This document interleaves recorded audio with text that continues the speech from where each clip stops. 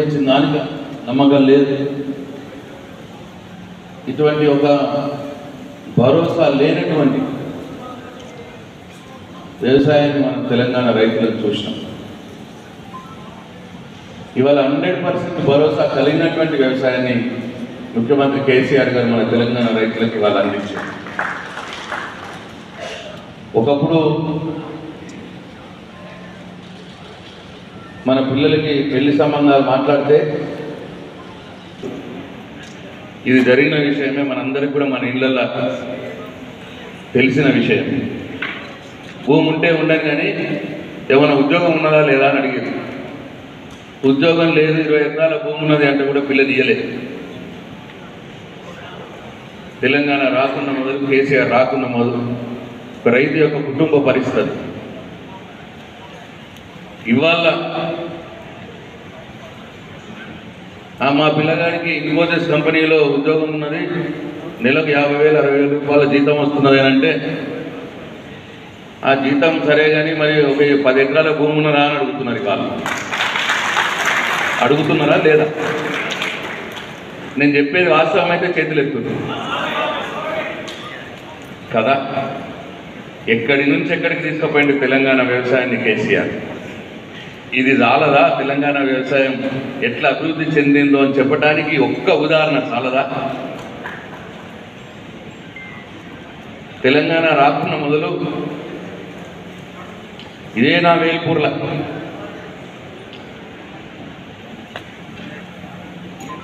6 లక్షలు 7 లక్షలు 8 లక్షల ఎకరం, ఏది మంచిగా చెరికింద భూములు, బోర్లలో నీళ్లున్న భూములు, 2 పంటలు వండే మ్యాక్సిమం 8 లక్షల ఎకరం 2014లో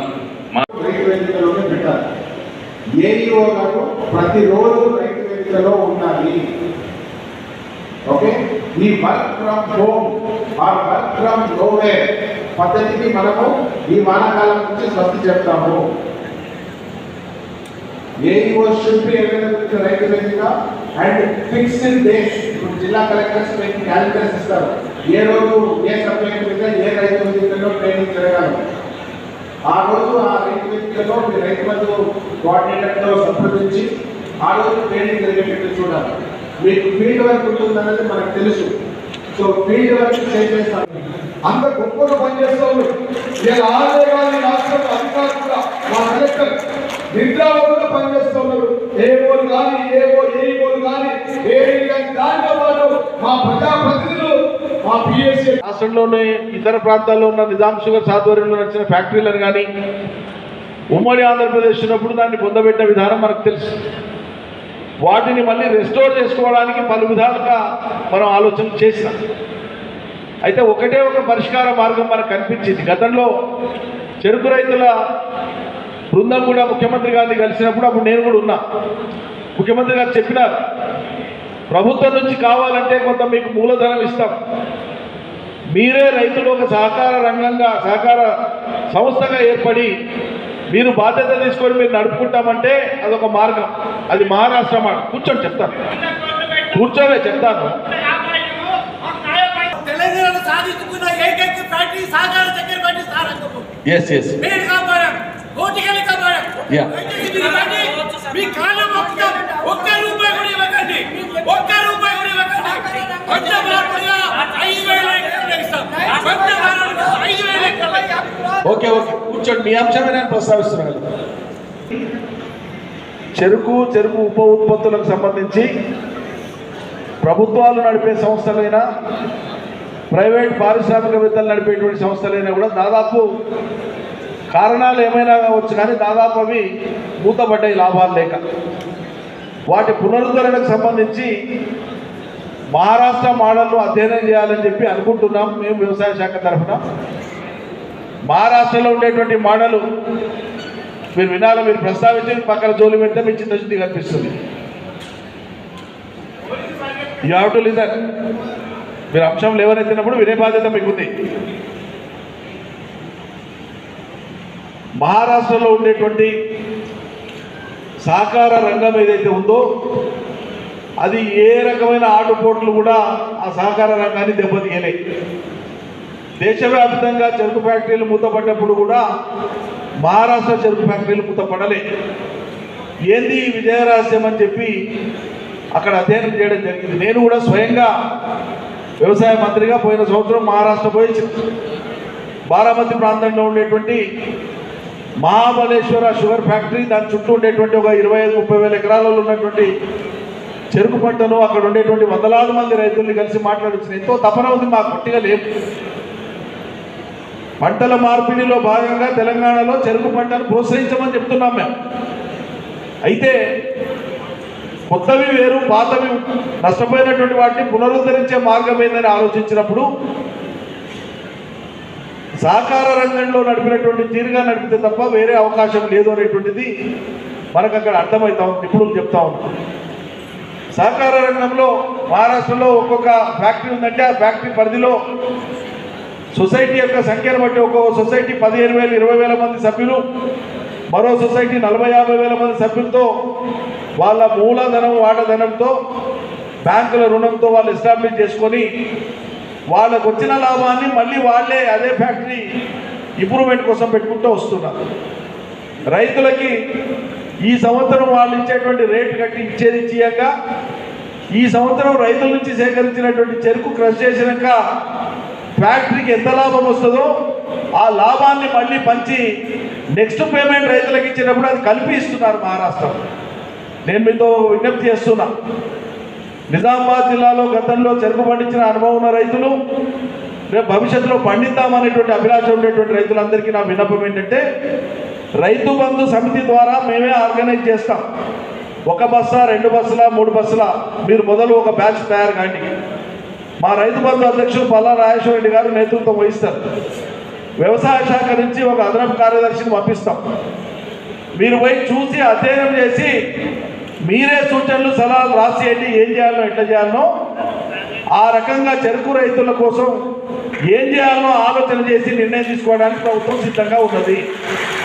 అంతేగాని గతంలో వాడు మూతేసిపోతే నువ్వు దాన్ని తెరుస్తావా లేదా, తాళం తీస్తావా లేదా, ఆ రేకు డబ్బాలను సై చేస్తావా లేదా, వాడు చేసిన దుర్మార్గాన్ని మామెడకేసేటువంటి చిల్లర రాజకీయాలు ఎవరు చేయాల్సినటువంటి అవసరం లేదు. ఈ ప్రభుత్వం కట్టుబడి ఉంది. పంటల మార్పిడి ద్వారా ఈ రాష్ట్రంలో చెరుకు పంటను కూడా విస్తరించాలని, అది లాభదాయకమైనటువంటిది. ఒకప్పుడు లేకుండే, చెరుకు పండించి ఆడికే వచ్చిన షుగర్ కాడికే ఉండే. ఇలా విధానాలు మారినాయి, ప్రపంచ అవసరాలు మారినాయి, ఇథనాల్ వినియోగం పెరిగింది. ఇథనాల్ మ్యాక్సిమం ఎన్ని రూపాయలలో వీలైతే అన్ని రూపాయలలో ఇథనాల్ను పెంచండి అని చెప్పి ప్రపంచం చెప్తా ఉంది. మనకు ఉండేటువంటి ఇంధన వనరులు పెట్రోలియం బై ప్రోడక్ట్స్ అన్నీ కూడా తరిగిపోతున్నాయి. అందుకోసమే ఆ ఇంధనాలలో ఒక 20% దాకా ఇథనాల్ను కలిపి వాడుకునేటువంటి టెక్నాలజీ వచ్చింది. అది వాడండి అని బ్రెజిల్ టెక్నాలజీ తర్వాత ప్రపంచం అంతా చెప్తా ఉంది. ఆ ఇథనాల్ ప్రొడక్షన్కి ఒక షుగరే కాదు, సూపర్ నేపియర్ అనేటువంటి గడ్డి పనికి వస్తుంది, సిఎన్జి గ్యాస్ తయారు చేయొచ్చు. పంటలు అంటే రేపు అదే మేము ఇలా తీసుకునేటువంటి నిర్ణయాలు, శిక్షణ శిబిరం ఇదంతా ఎందుకు? మహారాష్ట్ర పోయినప్పుడు అది కూడా చూస్తున్నట్టు ఒక 240 తాలూకాలలో సూపర్ నేపియర్ గడ్డిని పెంచి దాన్ని కట్ చేసి దాంతో సిఎన్జి తయారు చేసేటువంటి ఒక 50 యూనిట్లు ఎస్టాబ్లిష్ అయితే ఇవాళ మహారాష్ట్ర. మనం ఏం చేయగలం దాని నుంచి? అందుకే రైతుల యొక్క సందర్శనలు అని చెప్పిన నేను ప్రారంభంలోనే, మీ పక్క ఊరు కావచ్చు, మీ పక్క జిల్లా కావచ్చు, పక్క రాష్ట్రం కావచ్చు, చూసి రండి. రైతు బంధు సమితిల ద్వారా ఒక నివేదిక మాకు ఇవ్వండి, ప్రభుత్వం పరిశీలన చేస్తుంది. ముమ్మాటికి ఇప్పుడున్న ఆదాయం కంటే, ఇప్పుడున్న వ్యవసాయం కంటే ఇంకా బలోపేతమైనటువంటి వ్యవసాయంగా, ఇంకా ఆర్థికంగా మెరుగైన వ్యవసాయంగా అందరం కలిసి సమిష్టిగా ఈ రంగాన్ని తీర్చిదిద్దామని చెప్పి, అట్లా తీర్చిదిద్దడం కోసమే మనం ఇవాళ రైతుల కోసం శిక్షణ ఇవ్వడానికి జిల్లాల వారీగా ఈ కార్యక్రమం పెట్టుకున్నామని చెప్పి మనవి చేస్తూ, ఇప్పటికే ఆలస్యమైంది కాబట్టి ఓపికగా విన్న మీ అందరికీ హృదయపూర్వకంగా ధన్యవాదాలు అర్పిస్తూ, నిర్వాహకులను అభినందిస్తూ ఒకసారి అంకాపూర్ పోయి రమ్మని చెప్పి అనేక వందల మందిని, వేల మందిని బస్సులు కట్టి మీ దగ్గరికి పంపించిండ్రు. ఎక్కడ చెప్పినా వ్యవసాయం గురించి మాట్లాడితే ముందు అంకాపూర్ గురించే మాట్లాడతారు, ఇక్కడ ఉన్న రైతుల గురించే మాట్లాడతారు. పద్ధతులు ఏ విధంగా ఉన్నాయి, మార్కెట్లను ఎట్లా పోతుందని కూడా చెప్తుంటారు. కాబట్టి మేము ఇక్కడ వ్యవసాయ సదస్సులో మేము కూడా నేర్చుకుని నిజామాబాద్ సదస్సు అంటే డెఫినెట్గా ఎంతో కొంత మిగతా వాళ్ళందరికీ నేర్చుకోవచ్చు. ఇది తీసుకుపోయి ఇతర జిల్లాల్లో చెప్తామని చెప్పేసి తెలుసుకున్నందుకు మాత్రమే నేను ఇక్కడికి వచ్చింది తప్ప మరొకటి కాదు. రెండో అంశం, అసలు వ్యవసాయ శాఖలు ఇంతకుముందు ఎట్లా ఉండే 2014 కంటే ముందు, ఈనాడు ఎట్లుందని చెప్పి మీరు దయచేసి గమనించండి. 2014 కంటే ముందు అగ్రికల్చర్ ఎక్స్టెన్షన్ ఆఫీసర్లన్నా అగ్రికల్చర్ ఆఫీసర్లన్నా మనం పట్టించుకోపోయేది, వాళ్ళు కూడా మన దగ్గరికి ఎక్కువ రాకపోయేది. మనం ఎప్పుడన్నా ఆఫీస్కి పోతే ఆఫీస్ నిండా కూడా ఏముండేది, ఆ జీలుగా సంబంధించిన ఇంకోటి సంబంధించిన బస్తాలను మూలకు పడేసి ఉండేవి. ఆ పిహెచ్పి సంబంధించిన ఇంకో నేను కావాలంటే కూడా అవి కూడా వదిలి మూలకు పడేసి ఉండేవి. అధికారులు ఫీల్డ్ విజిట్ అని ఉండేది, ఇంతవరకు అక్కడ దొరకపోయేది, ఇక్కడ దొరకపోయేది. వ్యవసాయ అధికారులను పట్టించుకోవట్లేదని చెప్పి వాళ్ళు కూడా అసోసియేషన్ వాళ్ళు చెప్పేటోళ్ళు. కానీ ఈ యొక్క 8 సంవత్సరంలో ఇవాళ వ్యవసాయ అధికారులందరూ కూడా మిగతా అందరికంటే కూడా ఇలా గౌరవం ఇస్తూ వాళ్ళందరూ కూడా రైతుల యొక్క తలలో నాలుకలాగా మార్చింది ఇలా కేసీఆర్ గారి ప్రభుత్వం. ఏమంటే కేవలం అంటే ఏ విషయాలు మీరు రైతు శిక్షణలో చెప్పాలో రైతు వేదికల ప్రాతిపదికగా నిరంతరం రేపు జరగబోయే శిక్షణాలలో ఏం చెప్పాలనో వాటికి మూలం చెప్తున్నా నేను, అంతే. మీకు సిలబస్ ఉంటుంది, పుస్తకాలు వస్తాయి. రైతు బంధు సమితిలు కానీ ఏఓలు కానీ ఏడీఏలు కానీ డిఏఓలు కానీ ఆ మెటీరియల్ మొత్తాన్ని మీరు ఒకసారి అవపోసన పట్టుకొని మనసులో ఆలోచన చేసుకొని చెప్పేటప్పుడు ఒక ఫిగర్స్ తప్ప మిగతా వాటికి పుస్తకం చూసే అవసరం లేకుండా మీరు ఆ పరిజ్ఞానాన్ని సొంతం చేసుకొని రైతులకు విషయాలు చెప్తూ పోవాలి. చిన్న సన్నకారు రైతులు ఎక్కువ కాడ వాళ్ళకి అంతా చెప్పాలి. ఒక చిన్న పెట్టిన ఒక పంట 2 పంటలు ఇదే కాదు, నీకు అవకాశం ఉంటే ఇన్ని కోళ్ళు పెంచుకో, ఇన్ని గొర్రెపిల్లలు పెంచుకో, లేకుంటే ఇంకో పాదులు వేసుకో, చిక్కుడు పాదులు వేసుకో, కాకర పాదులు వేసుకో, సూరబెట్టు, బీరబెట్టు, కూరగాయలు పెట్టుకో. ఏ సీజన్కి ఆ సీజన్లో పనికి వచ్చేటువంటి కొద్దిపాటి కూరగాయల ఆకుకూరల సేద్యం కూడా నువ్వు చేసుకుంటే నీ కుటుంబానికి మేలవుతుంది. ఇది పెట్టు. నిజామాబాద్ నుంచో ఆర్మూర్ నుంచో పోతా ఒక మంచి వెరైటీ టమాటా ప్యాకెట్ తీసుకుపో, 50 రూపాయలు అయితే అయితే ఏమైంది? ఓ 50 రూపాయలు నువ్వు రైతుకు ఇచ్చి అందరినీ మనం చెప్తలేను, స్ఫూర్తి కలిగించడానికి చెప్తున్నా. ఒక ఊర్లో రైతుకి ఇస్తే మిగతా రైతులపై కొనుక్కొచ్చుకుంటారు. నారు తీసుకుపోయి చూపి, ఫోటోలు చూపి, సక్సెస్ స్టోరీస్ చూపి, పత్రికలలో వస్తుంటాయి. ఒక ఆయన రాజిరెడ్డి అని బందారం, సిద్దిపేట జిల్లా, తర్వాతి కాలంలో ఆయన ముఖ్యమంత్రి గారికి వ్యవసాయ క్షేత్రంలో కూడా సూచనలు సలహాలు ఇవ్వడానికి చాలా రోజులు పనిచేసింది. అద్భుతమైనటువంటి వ్యవసాయం ఆయన. నేను ఆశ్చర్యపోయిన ఓ రోజు పత్రికలలో వచ్చింది 3 ఏళ్ల క్రితం. మామూలుగా మూరేడు అంటాం మనం, ఏదైనా ఉంటే ఇక్కడ దాకా మూరేడు అంటాం. ఈ చెయ్యి మందం వచ్చింది బీరకాయ, ఒక చెయ్యి మందం వచ్చింది. ఆ తోట ఫోటోలు వచ్చినాయి. నేను పత్రికలో చూసి నంబర్ కనుక్కొని ఫోన్ చేసి, అరే అన్న మాది ఇక్కడనే సిద్దిపేట పక్కల, చాలా ఆత్మీయంగా మాట్లాడినాను. నేను మిమ్మల్ని గుర్తుపడుతున్నా, మీరు చాలాసార్లు వచ్చింది అక్కడ ఇక్కడ పరిచయం చేసుకున్నాను. ప్రత్యేకంగా నేను ఆయన తోటకు పోయి చూసి వచ్చి పంట మార్చి పెడుతుంటాడు. ఎప్పుడు పందిరి ఉంది అంటే దాదాపు 18-20 ఎకరాల పందిరి ఉంది ఆయన సొంతం వేసుకున్నాడు. కాకర, బీర, సోర, దొండ ఇవి వేసుకుంటాడు. మళ్ళీ మొక్కజొన్నలు వేస్తాడు.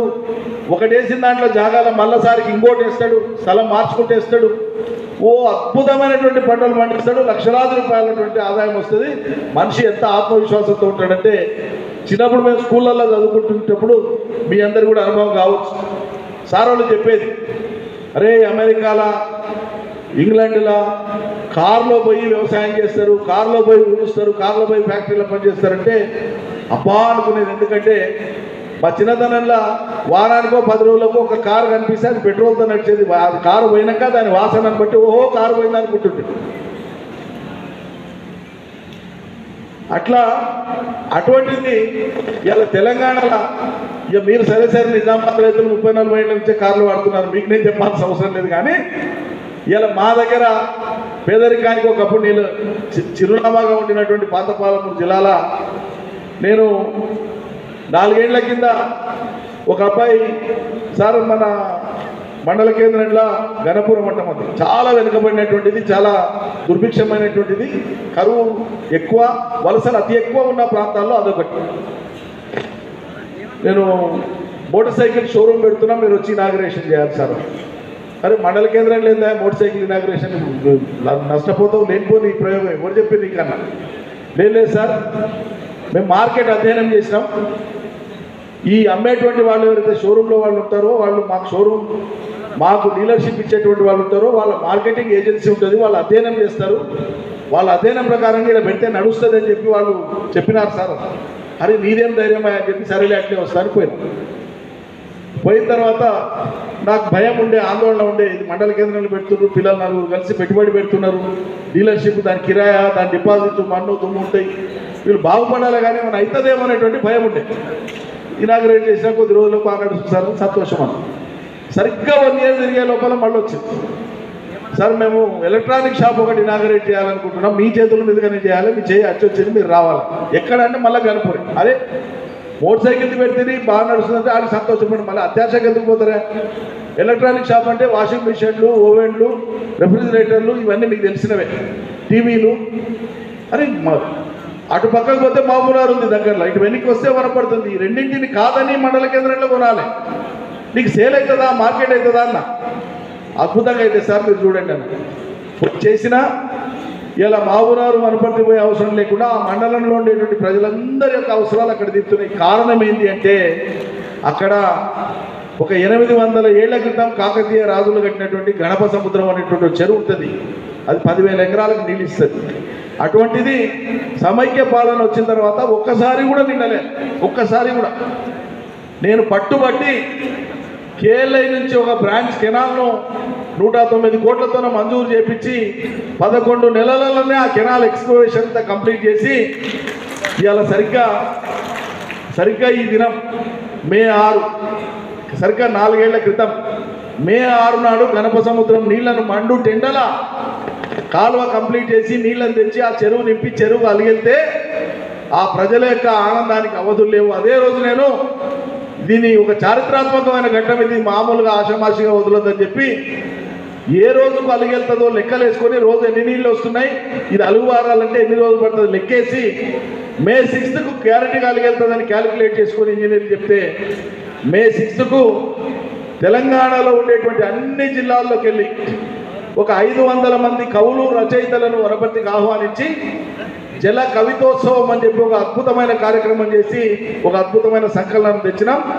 ప్రపంచంలో తెలంగాణ భారతదేశం కాదు, ఇది నిర్వహించినాక నిర్వహణకు సహకరించినటువంటి కొంతమంది సాహితీ పెద్దలు చెప్పినారు, ప్రపంచంలో నీళ్లను కేంద్ర బిందువుగా చేసుకొని ఇతర అంశాలు ఏమీ లేవు, కేవలం నీళ్ళ మాత్రమే ఒక కథా వస్తువుగా పెట్టుకొని ఒక అద్భుతమైనటువంటి కవుల సమ్మేళనము 100ల సంఖ్యలో జరిగినటువంటిది ప్రపంచంలో ఈ 100 ఏళ్లలో 2 సార్లు జరిగింది. ఒకటి జర్మనీలో జరిగింది, ఒకటి తెలంగాణలో మీ వనపర్తిలో జరిగింది, గణపురం అని చెప్పిన. అంటే నేను ఎందుకు ఇది చెప్పుకొస్తున్నా, మనం ఎగ్జాక్ట్లీ నీళ్లతో వచ్చినటువంటి ఆ ప్రాస్పరిటీ వల్ల ఇలా మండల కేంద్రాలలో మోటార్ సైకిళ్ళు, మండల కేంద్రాలలో కార్లు, మండల కేంద్రాలలో టీవీలు అమ్మేటువంటి షోరూమ్లు వచ్చినాయి. అది తెలంగాణ సాధించిన ఘనత. దీనివల్ల ఎన్ని లక్షల మంది కొత్త తరహాలకు ఉపాధి వచ్చింది. ఉద్యోగాలని తెలిసి తెలియక అవగాహన లేక పిచ్చి పిచ్చి మాటలు మాట్లాడతారు. భారతదేశంలో తలసరి ప్రభుత్వ ఉద్యోగులు అత్యధికంగా ఇస్తున్నటువంటి రాష్ట్రం తెలంగాణనే. అత్యధికంగా కమిటీ అయి ఉన్నాం, దానికి ఇచ్చేస్తాం. కానీ సమాజం వివిధ రంగాలు అభివృద్ధి చెందితే ఆయా రంగంలో వచ్చేటువంటి ఉపాధుల మూలంగా ఎంతమంది బతుకుదెరువు వస్తుందో దానికోసం ఈ ఉదాహరణ చెప్పిన. ఇవాళ సమూలమైనటువంటి మార్పులు వచ్చినాయి. మరి మనం రైతాంగాన్ని ప్రోత్సహించాలి. వ్యవసాయ అధికారులు నిత్యం రైతు బంధు సమితిల కోఆర్డినేషన్తోన నిరంతరం శిక్షణ ఇవ్వాలి. మీ శిక్షణ క్యాలెండరు కమిషనరేట్ నుంచి కలెక్టర్లకు వస్తుంది, కలెక్టర్లు మీకు ఇస్తారు. దాన్ని అనుసరించి రైతాంగానికి నిత్య శిక్షణ ఇస్తూ పోతే మనం అద్భుతమైనటువంటి రూపంలో మన ఖర్చును తగ్గించుకొని, పెట్టుబడి ఖర్చును తగ్గించి, కొత్త తరహాలో పంటలు పండించి, అవసరమైనటువంటి పంటలే, డిమాండ్ ఉన్న పంటలే పండించి రైతులకు లాభమయ్యేటట్లుగా ముందుకు సాగుతాం. మార్కెట్లో అన్ని రకాల విత్తనాలు కూడా ఇవాళ పోటీ ప్రపంచం కాబట్టి కంపెనీలు అన్నీ కూడా వాళ్ళ ఉనికి కోసమైనా సరే బ్రాండ్ కోసమైనా సరే అద్భుతమైనటువంటి విత్తనాలను ఇవాళ మార్కెట్లోకి వరి కానీ మొక్కజొన్న కానీ కంది కానీ ఏ విత్తనం తీసుకున్నా అన్ని వచ్చినాయి. ఒక్క సోయాబీన్ లాంటి విత్తనం మన రాష్ట్రంలో ఆ విత్తనం గతంలో మనకు మొలక వచ్చినప్పుడు కొన్ని సమస్యలు వచ్చిన కారణంగా తెలంగాణ సీడ్స్ వాళ్ళు దాన్ని కంటిన్యూ చేయకుండా ఆపేసినారు. మేము మళ్ళీ పునఃసమీక్ష చేసి దాన్ని విత్తనం ఇవ్వడం కోసం ముఖ్యమంత్రి గారి అనుమతి కావాలి. ముఖ్యమంత్రి గారు దృష్టిలో పెట్టి ప్రశాంత్ రెడ్డి గారు నేను మాట్లాడి మరి సోయా విత్తనం సేకరించి ఇవ్వడానికి ఏమైనా అవకాశం ఉందా, టెండర్ బిల్స్ ఇవ్వగలమా, సాధ్యమా సాధ్యం కాదా ఒకసారి మాట్లాడి మేము చెప్తాం. అయినా సరే అది నాన్ హైబ్రిడ్ కాబట్టి మీకు ఎక్కడైనా సరే ఓపెన్ మార్కెట్లో దొరికేటువంటి విత్తనమే వేసుకోవచ్చు, దానికి ప్రత్యేకంగా ఏముండదు. కాకపోతే వేసినప్పుడు పొట్టు పోకూడదు ఆ విత్తనాన్ని. మీకు తెలిసిందే అనుభవం ఉన్నటువంటి వాళ్ళు మధ్యప్రదేశ్ నుంచి మహారాష్ట్ర నుంచి అత్యధికంగా విత్తనాలు తెచ్చుకొని రైతులు వేసుకుంటుంటారు. మనమే ఇద్దామంటే ఒక సమస్య ఏముందంటే ఆ అనుభవాలు అయినాయి, వరుసగా ఇస్తూ వచ్చినాం. నిజామాబాద్లో కానీ ఆదిలాబాద్లో కానీ కొన్ని ప్రాంతాలలో పోయినేడు అటుపోయినేడు మొన్న వానకాలం కాక అంతకుముందు వానకాలం ఇచ్చినటువంటి విత్తనం సీడ్స్ కార్పొరేషన్ ఇచ్చినటువంటి విత్తనంలో కొన్ని చోట్ల మొలవలే, కొన్ని చోట్ల డ్యామేజ్ అయింది. రైతులు ఆందోళన చేసినారు, నష్టపరిహారం ఇవ్వాలన్నారు. సమస్య యొక్క తీవ్రత ఏంటి, ఎందుకు వచ్చింది సమస్య అని శాస్త్రవేత్తలను పంపించి అధ్యయనం చేపిస్తే బాగా వర్షం ఎక్కువ మోతాదులో తేమ ఉన్నప్పుడు వేసిందేమో పాసిపోయింది, తేమ శాతం తక్కువ ఉన్నటువంటిదేమో తేమ సరిపోక ఎండిపోయింది. ఈ రెండు కారణాల చేత విత్తనం మొదలలేదు తప్ప విత్తనం యొక్క లోపం కాదు అని తేల్చింది విశ్వవిద్యాలయ శాస్త్రవేత్తలు. ఏం చేయాలి మేము అప్పుడు? మనం ఇస్తేనేమో రైతులు మీరు ఇచ్చారు కాబట్టి మాకు నష్టమైంది, ఇవ్వకపోతేనేమో మీరు ఇస్తలేరు కదా అంటారు. సో ఈ అంశాల మీద కూడా మనం రైతాంగానికి ఏ విత్తనాలు ఓపెన్ మార్కెట్లో ఉంటాయి, ఏ విత్తనాలు ఎట్లా వాడుకునేటువంటి అవకాశం ఉంటుందో మనం చెప్పాలి. పత్తి ఎక్కువగా సాగు ఉండేటువంటి కాడైతే మనకు కొన్ని సమస్యలు ఉంటాయి, సరైనటువంటి విత్తనాన్ని సెలెక్ట్ చేసుకునేటువంటి బాధ్యత ఉంటుంది కాబట్టి అక్కడ ఎక్కువ జాగ్రత్తలు తీసుకోవాలి. మరి ఈరోజు ద్వారా ఇంకా విస్తృతంగా చెప్తాం. అవి రైతులకు చేరేటట్లుగా రైతు బంధు సమితిలు చోట తీసుకొని చెప్పండి, అవి అమలయ్యేటట్లు చూడండి. ఇవి కాక దీర్ఘకాలిక పంటలు ఉన్నాయి. మనం ఆయిల్ పామ్ సాగు, అది నూనె గింజ చాలా ప్రిషియస్, ఇప్పుడు చాలా విలువైనటువంటిది. ఆ పంట దేశానికి అవసరమైనటువంటిది. దేశంలో మనం తినేటువంటి నూనెలలో 60% ఆయిల్ పామే తింటున్నాం. ఈ దేశంలో మనకు ఆయిల్ పామ్ నూనె లేక విదేశాలకు వెళ్ళి దిగుమతి చేసుకుంటున్నాం. మనకు అవసరమైన నూనెలో సంవత్సరానికి అవసరమైనటువంటి మొత్తం నూనెలో 7 మిలియన్ టన్నులు మనకు వండుతుంటే 14 మిలియన్ టన్నుల నూనె 80,000 కోట్ల రూపాయలు విదేశీ మార్గ ద్రవ్యం చెల్లించి కొంటున్నాం తినే నూనెల కోసం ఈ దేశం. అందుకని తెలంగాణలో ఆయిల్ పామ్ కల్టివేషన్ పెరిగితే సమృద్ధిగా నీళ్లున్నాయి, భూములు మంచి భూములు, అదేవిధంగా ప్రభుత్వం యొక్క వ్యవసాయ సానుకూల విధానాలు ఉన్నాయి. రైతులు దీర్ఘకాలిక పంట అయినటువంటి ఆయిల్ పామ్ వైపుకు మనం రైతాంగాన్ని పురమాయించాలి. రైతుకు మేలు జరుగుతుంది. ఈ దేశంలో ఒకటే ఒక పంట రైతాంగానికి చెప్పాలి, బైబ్యాక్ గ్యారంటీ ఉన్నటువంటిది. మీ పంటను మేము గ్యారంటీగా కొంటామని ఫ్యాక్టరీ వాళ్ళు ముందే అగ్రిమెంట్ చేసుకుంటారు మీ దగ్గర మొక్క ఇచ్చేటప్పుడే. ఇవాళ ఆయిల్ పామ్కు ఉండేటువంటి రేటు ఒక టన్నుకు 24,000 రూపాయలు ఉంది. అలా ఆయిల్ పామ్ గెలలకు ఒక టన్నుకు 24,000 ఉంది ధర. ఆయిల్ పాము పంట వస్తున్నప్పటి నుంచి మన రాష్ట్రంలో ఖమ్మం జిల్లాలో, కొత్తగూడెం జిల్లాలో వస్తుంది. 50,000 ఎకరాలు ఉంది అక్కడ. ఆ పంట వస్తున్నప్పటి నుంచి ఇప్పటిదాకా రేట్ పెరుగుదలనే తప్ప రేట్ తరుగుదల ఇవ్వాలని ఎప్పుడూ లేదు. 24,000 అంటే ఒక ఎకరాలో మామూలుగా చేసేటువంటి రైతుకు కూడా 9-10 టన్నులు వస్తాయి ఒక్క ఎకరాల. పెట్టుబడి పోగా ఇవాళ ఉన్నటువంటి ఖర్చుల పెట్టుబడి పోగా 1,30,00,000-1,25,000 మిగులుబాటు సునాశయంగా ఉంది. మీకు ఏ పంటలో వస్తుంది? ఒక ఏడాదిలో ఏ పంటలో మీకు 1,25,000 వస్తుంది, 1,00,000 వస్తుంది ఎకరానికి, రాదు. అన్నింటికి మించి మీరు ఏ పంటనన్నా వేసుకోండి ఆదాయం ఎక్కువనే వస్తుంది, వరి కంటే ఎక్కువనే వస్తుంది. ఏ పంట అయినా ఆదాయం వరి కంటే ఎక్కువ వస్తుంది, రాసి పెట్టుకోండి. మరి ఏ పంట అయినా ఎక్కువ వచ్చేటువంటి అవకాశం ఉన్నప్పుడు మన వరి మీద మాత్రమే దృష్టి పెట్టి దాన్నే వేయాలనుకోవడం అనేటువంటిది కూడా సరైనది కాదు. వానాకాలంలో నీళ్లుంటాయి, తప్పని పరిస్థితి. కొన్ని పొలాలుగా వరే తప్ప వేరే వేయలేము. పైగా ఆహారపు అవసరాలు కూడా ఉంటాయి, సన్నాలు ఎక్కువ పండేది ఉంటుంది. వానాకాలం వేసుకుంటారు, ఓకే. యాసంగికి వచ్చే వరకు నూనె పంటల వైపు రైతాంగాన్ని మనం మళ్ళించాలి, కూరగాయల పంటల వైపు మళ్ళించాలి, పందిరి వ్యవసాయం వైపు మళ్ళించాలి, దీర్ఘకాలిక పంటల వైపు మళ్ళించాలి, సమీకృత వ్యవసాయం మీద అవగాహన కల్పించాలి.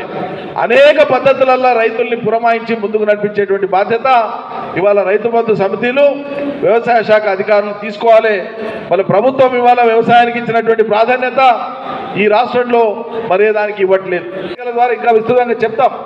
అవి రైతులకు చేరేటట్లుగా రైతు బంధు సమితిలు చొరవ తీసుకొని చెప్పండి, అవి అమలయ్యేటట్లు చూడండి. ఇవి కాక దీర్ఘకాలిక పంటలు ఉన్నాయి.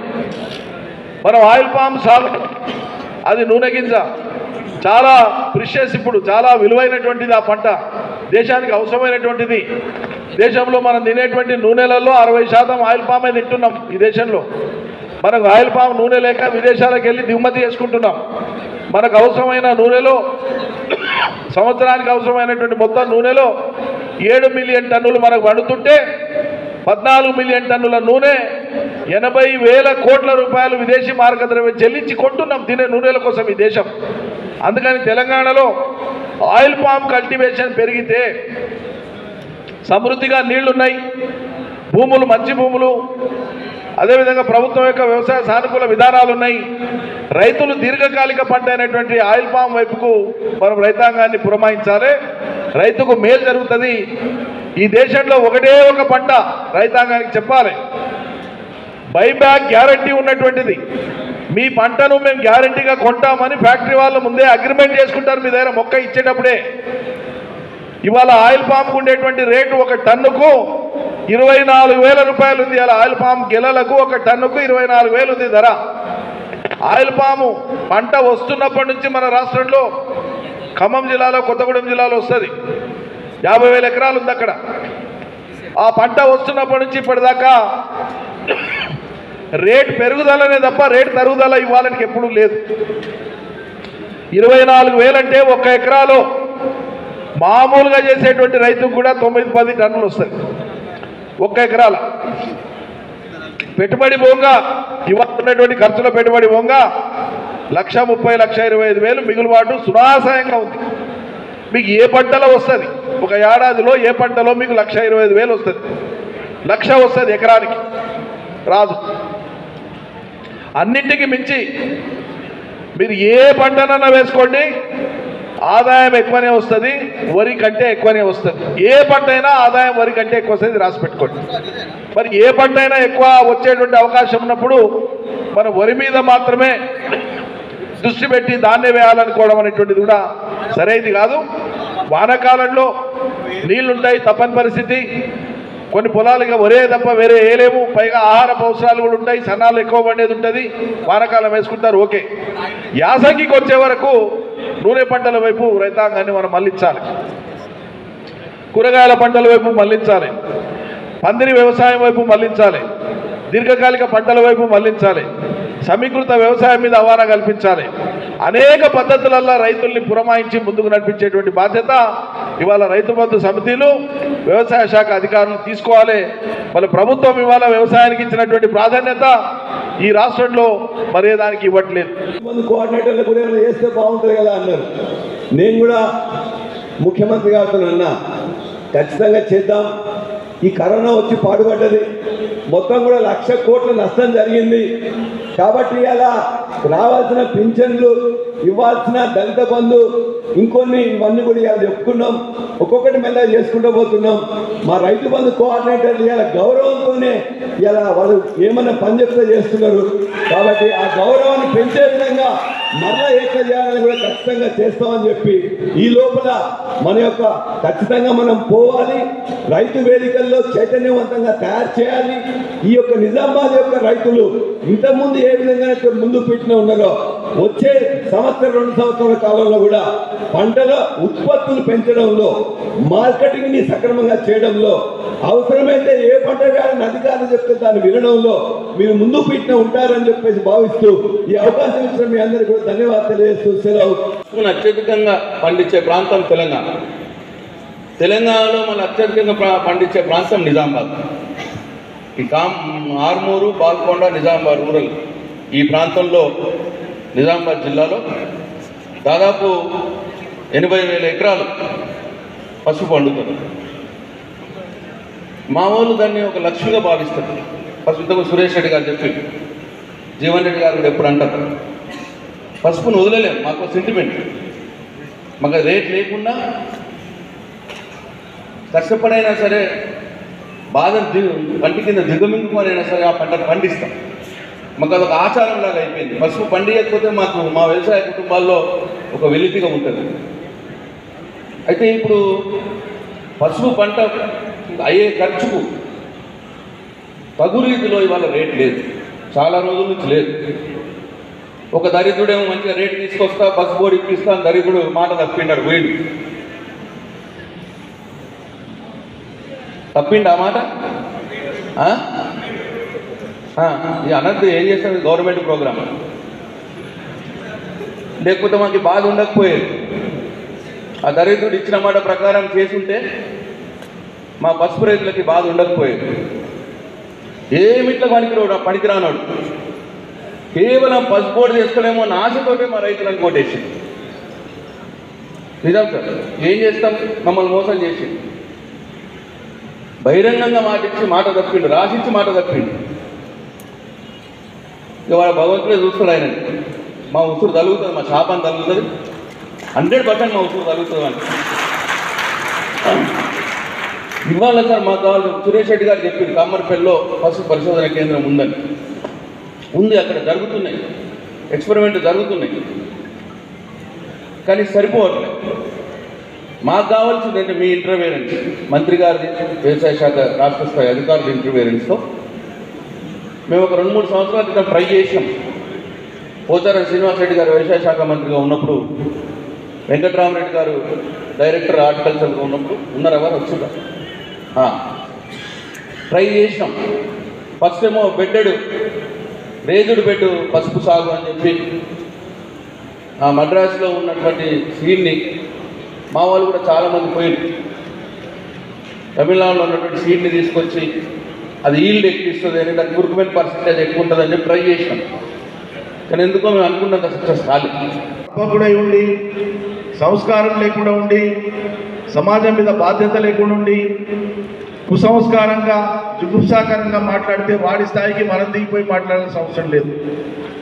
విశ్లేషించి ప్రజలకు వాస్తవాలను ఎప్పటికప్పుడు చెప్పకపోతే బాధ్యులు ప్రజలు ఎప్పుడు కూడా విఘ్నులే, ప్రజలు ఎప్పుడు కూడా గొప్పవాళ్ళే. ఎవరు ఎన్ని రకాలుగా చెప్తూ వచ్చినా కూడా ఈ దేశంలో ప్రజలు ప్రజాస్వామ్య ప్రక్రియలో అవసరం వచ్చిన ప్రతిసారి విఘ్నతనే చూపినారు, అద్భుతమైనటువంటి ఫలితాలను ఇచ్చినారు. కాబట్టి సంపూర్ణంగా ప్రజా చైతన్యాన్ని నమ్మేటువంటి ప్రభుత్వం కేసీఆర్ ప్రభుత్వం. సంపూర్ణంగా ప్రజల విశ్వాసం పొందినటువంటిది కేసీఆర్ ప్రభుత్వం. సంపూర్ణంగా ప్రజల సంక్షేమం కోసం అహరహం ఆలోచించేటువంటిది, పనిచేసేటువంటిది కేసీఆర్ సర్కార్. నిజామాబాద్ జిల్లా మా ప్రాంతం నుంచి నేను గతంలో మా ప్రశాంత్ వాళ్ళ సొంత ఊరిలో దివంగత మా అన్న సురేందర్ రెడ్డి గారి విగ్రహాన్ని ఏర్పాటు చేసి అక్కడ కొన్ని ప్రభుత్వ కార్యక్రమాలు కూడా పెడితే ఆనాటి సభలో కూడా నేను గుర్తు చేసుకుని చెప్పిన, మా చిన్నతనంలో మేము స్కూల్ చదువుకుంటుంటే ప్రజలని మా జిల్లాలో, పాలమూరు జిల్లాలో, పాత పాలమూరు జిల్లాలో ఒక సీజనే దాదాపు 11 మాసాలు ఊళ్ళు నుంచి పెట్టిపోయేవాళ్ళు, వందల మంది ఒక్కో గ్రామం నుంచి. తట్ట మోయడానికి, పార పలువు పట్టడానికి. ఎక్కడ పోతుందంటే దేశం పోతున్నామనేవాడు. దేశం అంటే తాము నివసిస్తున్న ప్రాంతం కాక మరో ప్రాంతానికి పోతే అక్కడికే పరిమితమై బతికినటువంటి చిన్న బతుకులు వాళ్ళై ఇంకో ప్రాంతం పోతే ఇంకో దేశం పోయినటువంటి భావనతో అది దేశం పోవడం అనేది విస్తృతమైన ప్రచారంలో ఉండేది. ఎక్కడ పోతుందంటే పోచంపాడు డ్యాము కామర్లోనికి, పోచంపాడు డ్యామ్ కట్టనికే పోతున్నాం అనేటువంటి మాట వినిపించేది. మా బాల్యానికి సంబంధించినటువంటి విషయం అంటే 1963లో శ్రీరామ్ సాగర్ ప్రాజెక్టు పురుడు పోసుకున్న సంగతి మీకు తెలుసు. అది పూర్తయ్యే వరకు 1977 అయింది, 14 ఏళ్ళు పట్టింది. ఇంతకుముందు జీవన్ చెప్పినాడు. 90 టీఎంసీల తొలి ప్రాజెక్టు మన ప్రాంతంలో తెలంగాణలో వచ్చినటువంటిది, ప్రజాస్వామ్య ప్రభుత్వం వచ్చినటువంటి. అంతకంటే ముందు నిజాం సాగర్ మన నైజాం ప్రభువులు కట్టినటువంటిది 1923లో మొదలుపెట్టి 1931లో పూర్తి చేసినారు. 8 ఏళ్ల కాలమే, జస్ట్ 8 years. డెమోక్రటిక్ గవర్నమెంట్ ఏమో 14 ఏళ్ళు తీసుకుంటే ఒక ప్రాజెక్ట్ కట్టడానికే మరి అలా నిజాం రాజును తిట్టేటువంటి వాళ్ళు ఒకసారి ఆలోచన చేయాలి. ప్రపంచంలో క్రేన్లు లేవు అన్నాడు, జేసీబీ లేవు, మిషన్లు లేవు, విటాచీలు లేవు, డైనమైట్స్ లేవు. కాబట్టి రైతు నష్టపోకుండా ఉండాలంటే ఆ రిస్క్ ఫ్యాక్టర్ని అవాయిడ్ చేయాలి రైతు అనుకున్నప్పుడు ఏ పంటను ఏ కాలం వరకు పూర్తి చేసుకోవాలి కోతలు, దాని మీద మనం శిక్షణ ఇవ్వాల్సి వస్తుంది. అదేవిధంగా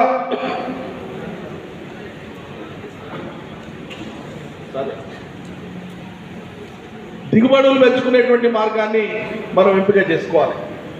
ఇంకొక విషయం నేను రైతన్నలకు మనవి చేస్తున్నాను, ఇది చలనశీలమైనటువంటి రంగం వ్యవసాయ రంగం. ఇతర రంగాల వల్లనే సాంప్రదాయబద్ధంగా వెనకడికి చేసిన పద్ధతులనే నేను చేస్తా అంటే నడవదు, కాలానికి అనుగుణంగా పోవాలి. ఉదాహరణకు రవాణా రంగం తీసుకోండి. వెనకడికి కాలినడక ఉండేది, మనిషి చక్రం కనుక్కునే కంటే ముందు కాలినడక మాత్రమే ఉండేది. మానవుడు చక్రాన్ని కనుక్కున్న తర్వాత బండ్లు వచ్చినాయి, బండ్లకు గుర్రాలు వచ్చినాయి, గుర్రాల కంటే ముందు గాడిదలు వచ్చినాయి, ఆ తర్వాత రథాలు వచ్చినాయి, ఆ తర్వాత పారిశ్రామిక విప్లవంలో భాగంగా మర తిరిగితే రథం ముందుకు పోయేటువంటి విధానం వచ్చింది. అది కార్ టెక్నాలజీ, బైక్ టెక్నాలజీ. ఒక చక్రం తిరగడానికి మనిషి శ్రమ అవసరం లేకుండా సాంకేతికత వచ్చింది. ఆ వచ్చినటువంటి దాంట్లో ఒక్కొక్క మోడల్ నుంచి ఒక్కొక్క మోడల్, ఏడాదికి ఒక మోడల్, కొత్త మోడల్ వస్తూనే ఉంటుంది. మనం టీవీలలో చూస్తాం. ఉన్న మోటార్ సైకిల్ కాక నెలకోటి కొత్త మోడల్ వస్తూనే ఉంటుంది. అదే బ్రాండ్లో ఇంకో వర్షన్ వస్తుంది, అదే బ్రాండ్లో ఇంకో వర్షన్ వస్తుంది. వాడి వస్తువు అమ్ముకోవడం కోసం వాడు ప్రచారం చేసుకుంటాడు, సమాజానికి వదులుతాడు.